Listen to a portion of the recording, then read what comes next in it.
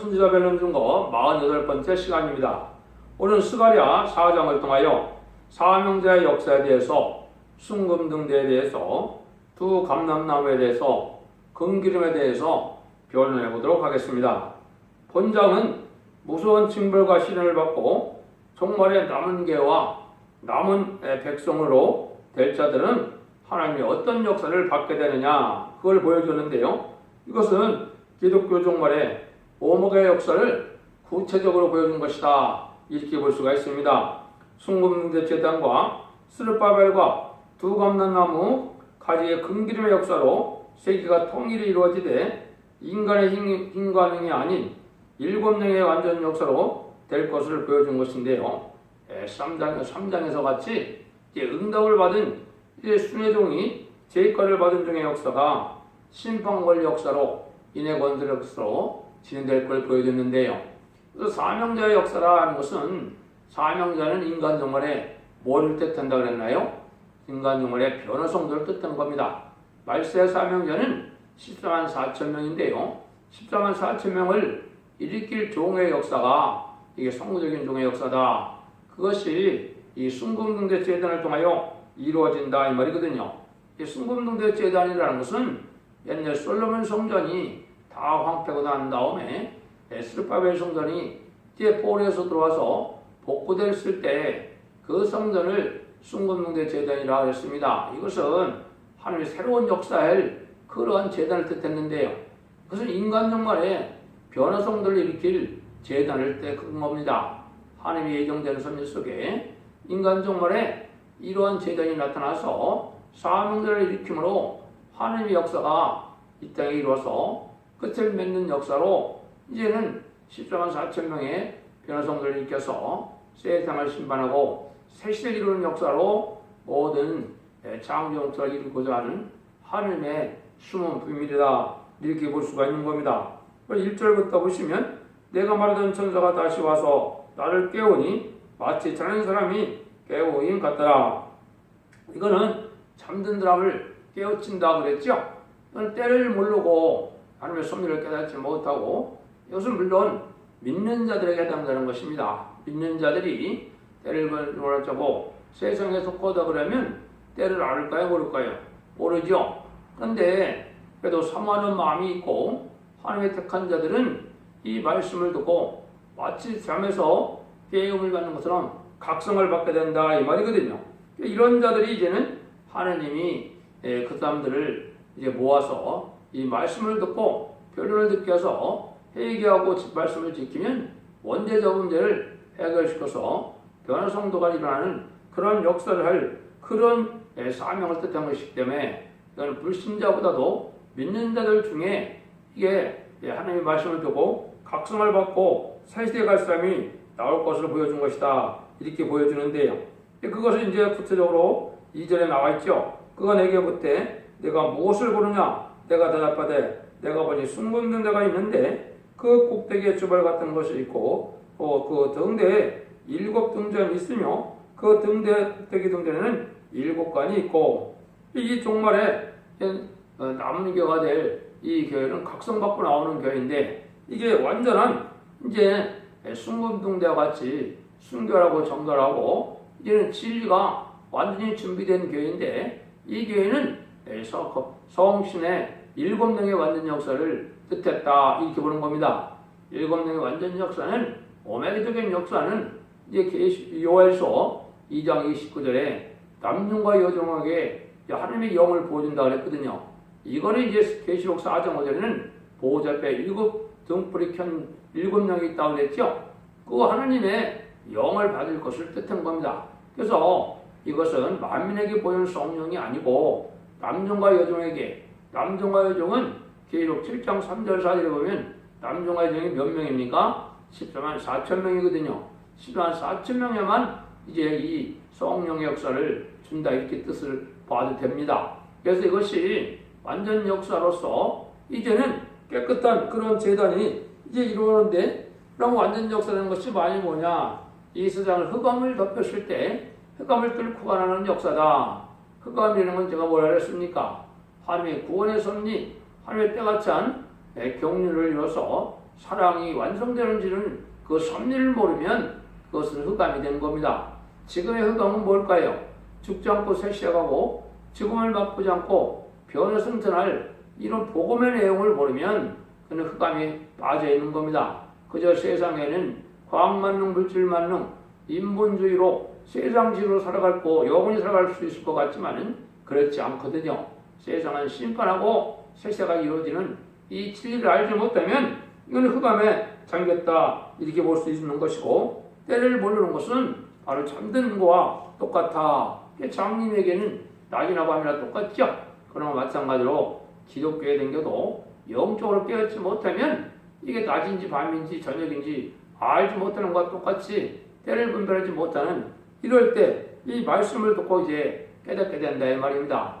그래서 마태복음 25장에서 보면 슬기로운 처녀는 어떻게 했어요? 등불도 갖고 기름 준비도 됐다 그랬죠.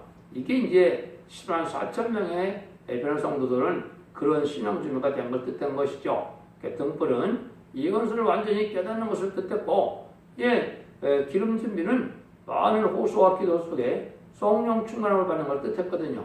이렇지 않으면 이걸 깨달아서 이제 신부 단정이 되어서 이거를 주님의 재림의주를 영접할 신앙 준비를 할 수 없다는 걸 뜻했는데, 그것이 바로 이 순금등대 제단은 첫대의 변호성대 역사를 뜻했기 때문에 이 제단의 와만이 이걸 알 수 있겠다. 그래서 여러분들 이 변론이 온 세상에 전파되는 것이 하나님 앞에 이제 하나님께서 마지막으로 주는 변론의 경고고, 이 경고대로 변론을 마치고 나면 이제는 심판하게 되고, 말씀대로 구원을 받고 말씀대로 재앙을 받고 말씀대로 심판을 받게 되는 그런 역사가 진행될 것을 보여준 거다. 그래서 완전 준비가 된 이런 7명의 완전 역사가 있는 변호성도로 이루어지는 완전한 교회의 모습을 여기에 보여준 것이다. 7명의 완전 역사가 이루어지는 교회다.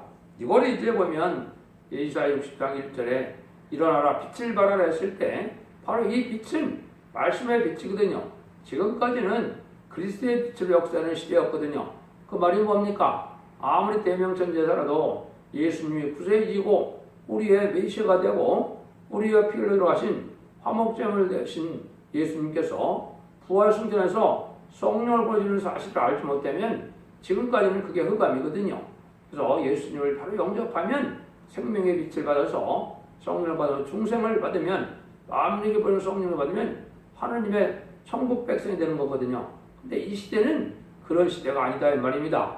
이제는 영국간의 구원을 받고 이제는 죽지 않고 새 시대가고 죽지 않고 변화 승천할 이러한 말씀을 전하는 것을 일어나라 빛을 발하는데, 이거는 이제 성경적으로 보면 계시록 10장 11절에 다시 예언하는 사명이다. 그래서 계시록 11장 10절에는 그 사명을 선지자라 그런 겁니다. 그래서 이 땅에 지금까지의 선지자들은 기록하는 사명이었지만, 부분적으로 역사를 했지만은 기록하는 사명이었거든요. 인간 정말에 말세의 사명자가 다시 하는 사명을 해서 하나님의 뜻을 이루는 그 일을 할 것을 얘기했는데요. 3절입니다. 그 등대 옆에 두 감람나무가 있는데 하나는 그 주발의 우편에 있고 하나는 그 좌편에 있나이다 하고, 여기서 이제 이 교회는 어떤 교회냐, 감람나무의 종들의 역사다 이 얘기를 했거든요. 또 감람나무라는 것을 뭐를 뜻했느냐, 저는 왕권 받은 다윗 왕국의 다윗을 뜻한 것처럼 다윗 왕국처럼 왕권 받은 종들의 역사를 뜻한 겁니다. 그래서 대표적으로 이 두 감람나무로 이제 표현이 되는데, 이거는 14만 4천 명 중에 먼저 나오는 성부종의 대표적인 그런 역사를 뜻했고, 그 대표종이 14만 4천 명의 변호성들을 일으키는 그런 재단의 역사다. 이걸 우리가 그렇게 보면 되거든요. 그래서 다윗이 많은 시련을 겪게 되고, 사울이 자기 장인인데도 얼마나 미움을 받고 죽임을 당할 뻔했습니까?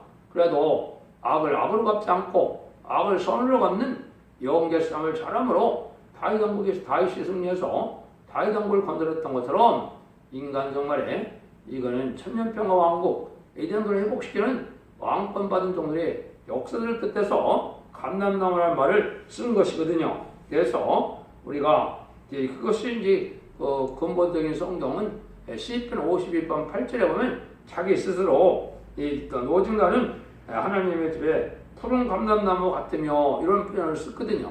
여기 이제 하나님 집에 왕권 받은 좋은 거예요. 다윗 왕국의 왕이지 않았습니까? 그 일들을 이제 인간 동안에 이제 변화성도가 그 사명을 감당하게 돼서 왕권 받은 정도의 역사일 것을 우리가 알려준 건데요. 4절에서 6절입니다. 내게 말하던 천사가 뭐라고 하되 내 주여 이것들이 무엇입니까? 내게 말하는 천사가 대답하거든 내가 이것들이 무엇인지 알지 못하느냐? 내가 대답하되 내 주여 내가 알지 못하나이다. 꺼내게 하려거든 여호와께서 스룹바벨에게 하신 말씀이 이러하니라. 왕으로 여호와께서 말씀하시되 이는 힘으로 되지 아니하며 능으로 되지 아니하고 오직 나의 신으로 되느니라. 이러한 하나님의 인간론의 말세 역사는 인간의 힘과 능으로 되는 것이 아니다 이 말입니다. 뭐 철학을 배운다, 신학을 배운다, 학문적인 연구를 한다, 뭐해서 언어학적으로 무슨 이론적으로 학설적으로 뭐 이 성경을 많이 외운다 해서 이게 되는 일이 아니거든요. 오직 뭐로요? 신으로 된다고 그랬죠. 신의 역사가 아니면 이 성경을 바로 깨달을 수가 없고 하나님의 무슨 뜻으로 이 말씀을 그렇게 2600여 년 전에 말씀하셨느냐. 대부분 2600년, 700년이 넘었지 않습니까? 이러한 오래된 말씀이 이 시대에 무슨 말씀을 하시려고 이 말씀하신 것은 오직 성령의 신으로만 가능하다 이 말이죠. 이것이 이제 구체적으로 제가 말씀을 드리면 이사야 28장 11절에 이제 생선의 수가 다른 방언이라고 그랬고 이사야 59장 21절에 보면 이 내 말을 내 입에 뒀다 이런 성경 구절이 몇 군데 있거든요. 그래서 그거를 내 입술에 신을 주고 손가락에 감췄다 이렇게 표현했는데요. 이것은 하나의 신의 역사를 알게 해서 그런데 59장 21절에는 내 입과 내 후손의 입과 내 후손의 후손의 입이라고 그랬거든요. 이것은 사명의 계대자가 나올 것을 뜻했다 이 말입니다. 그래서 하나님이 예정된 소명 속에 사명자의 계대를 통해서 하나님의 역사가 새로운 순종의 역사로 나타날 것을 보여준 것이다 이렇게 볼 수가 있거든요. 그래서 부편교에서 첫 때가 나와서 새로운 역사가 진행되는데 이것은 인간의 어떤 지시로 길러지는 것도 아니고 인간의 학교에서 길러지는 것도 아니고 하나님의 신의 역사로만이 이 말씀을 깨닫게 돼서 하나님의 역사가 이루어진다. 이걸 우리가 알 수가 있거든요. 이걸 알지 못하면 신앙의 성도를 이때 받지 못하는 겁니다. 찾지 못하는 겁니다. 이게 하나님이 예정된 신앙의 정로거든요. 하나님의 말씀은 그대로 이루어지는 거기 때문에 여기에 토를 달 것이 없는 것이죠. 그래서 인간의 힘과 못되는 것이 아니고 하나님의 신으로 되는 역사다. 이걸 믿고 이렇게 된 이유 자체는 뭘 보면 알겠습니까? 사명연단에서 입별을 할 때 모든 예언서 계시록을 전혀 석연치 않은 부분이 없도록 완전히 다 밝히는 역사거든요. 이거는 인간의 머리로 지식으로 밝히는 역사가 할 수가 없는 역사다 이렇게 보여지거든요. 근데 이 모든 일들을 다 이제 완전히 속화된 교회들이 이 다림질의 진리로 완전히 완전한 교회가 돼서 완전변의 역사로 14만 4천명을 일으키는 그 열매가 나타나고 그 열매로 이제 세계 통일하는 그런 역사가 진행되는 것이다. 그래서 이건 하나님의 권리 행사고 하나님의 강권적인 역사이기 때문에 이건 아무나 빚어지는 것도 아니고 아무나 또 14만 4천명의 변성가 되는 것도 더군다나 아니죠. 그래서 하나님의 놀라운 강권적인 역사를 임하는 자들에게 이런 일 것을 보여준 거고요. 그 다음에 하나님이 하시는 일은 하나님이 하실 일도 있지만은 하나님의 사명자, 사람이 할 일도 있다 이 말이거든요. 가만히 앉아서 전능하신 부수불능하신 하나님의 역사만 기다리고 있다면 그거는 하나님이 하시는 방법이 아닙니다. 저는 사도 바울을 마치 들었던 것처럼 모세를 들었던 것처럼 인간이 갖춰질 거는 갖춰지고 인간이 해야 될 일은 해야 돼야 하나님의 신의 역사가 이름으로 사명을 이루어나간다. 이런 뜻도 여기에 이제 숨겨져 있다. 이렇게 보면 되는 거거든요. 그래서 하나님의 언약의 말씀을 이루면서 하나님의 사랑이 완성되고 하나님의 구원의 섭리가 완성돼서 창조의 목적을 완전히 달성하는 마지막 재단의 역사다. 이렇게 보시면 여러분들이 이 완전 종말의 끝을 맺는 첫 배기 역사를 여러분이 믿을 수가 있다. 이것이 예수님도 계시록 1장 20절에 보면 7별의 비밀과 일곱 금첫대의 비밀이라고 했거든요. 이게 바로 일곱 금첫대의 비밀을 말하는 것이 순금등대 제단이다. 그래서 일곱 금첫대는 말씀을 쓴 것도 하느님이 주님께서 그런 말세에 마지막으로 역사할 이런 촛대기의 역사가 있을 것을 보여준 것이다. 이게 이제 여기서 지금 이루어지고 있다. 그 말씀이 이제 스가랴 4장이 응하는 단체가 되고 제단이 된다. 이렇게 볼 수 있는 겁니다. 7절 9절 보시면 이제 큰사나 네가 무엇이냐 내가 스룹바벨에서 평지가 되리라. 그가 머릿돌을 내어놓을 때 우리가 예치기를 은총이 그에게 쓸지어다 하리라 하셨고 여호와의 말씀이 또 내게 임하여서되 스룹바벨의 손에 이전에 지대를 두었은즉 그 손이 또한 그것을 받지라 하셨나니 만군의 여호와께서 나를 너에게 보내신 줄을 네가 알리라.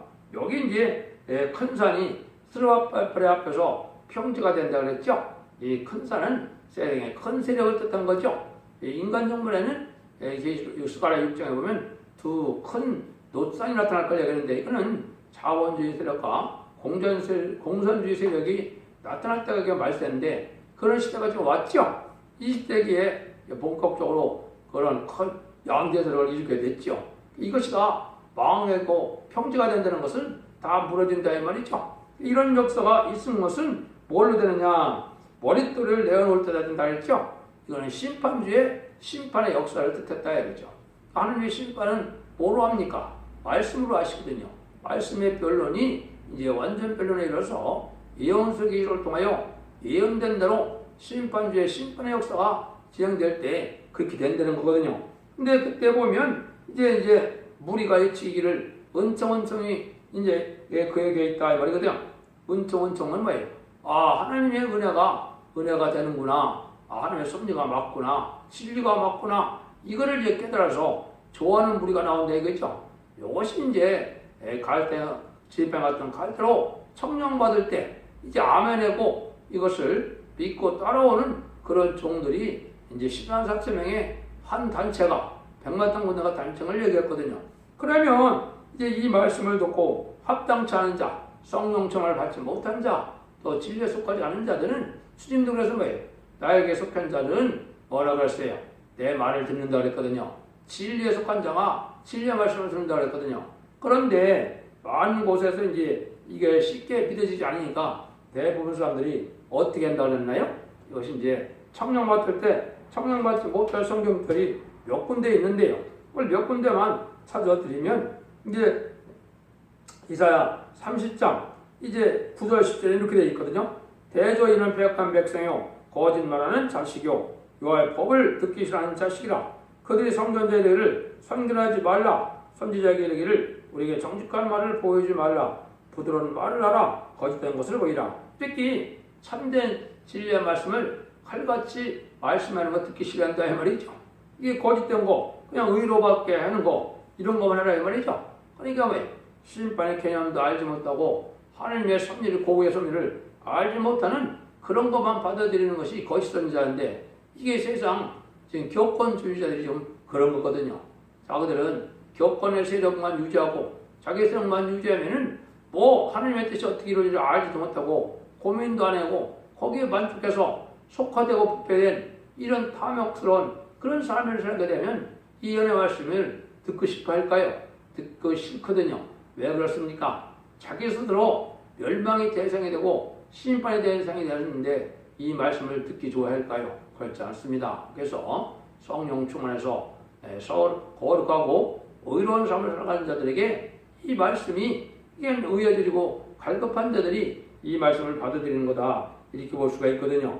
그래서 이것이 이제 한 군데 더 한번 보시면 미가서 2장 6절에도 그들이 말하기를 너희는 예언하지 말라. 이것이 예언할 것이 아니라 욕하는 말을 그치지 아니한다 하는도다. 이것이 바로 욕하는 말로 들린다 이렇게 된다는 거죠. 왜? 망한다는 말을 많이 하니까요. 그러니까 이 보통 신앙을 갖고는 이 말씀을 아멘을 받아들이기가 쉽지 않다 이 말입니다.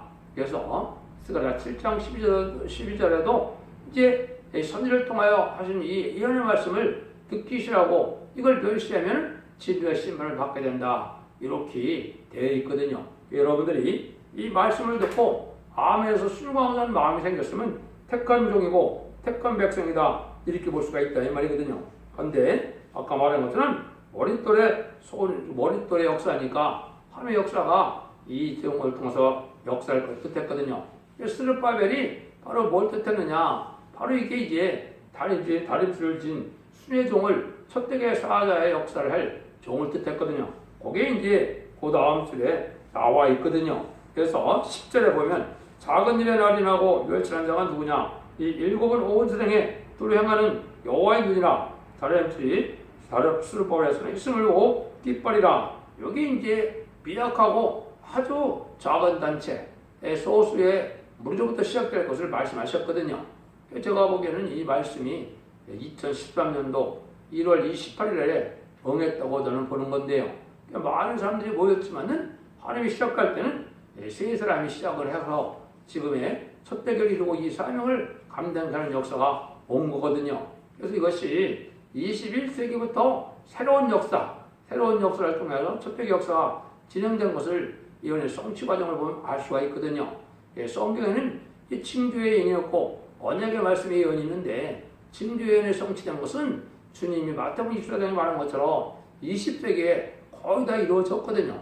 공산당이 등장한다든가 또 이 세상에 3분의 1이 공산화가 된다든가 1, 2차 세계대전이 있다든가 한국에 이제 전쟁이 있다든가 또 베트남의 전쟁이 이것이 다 예언되는 일들이 이루어진 것이 전 세계 3분의 1 공산화되는 마지막 징조의 예언이거든요.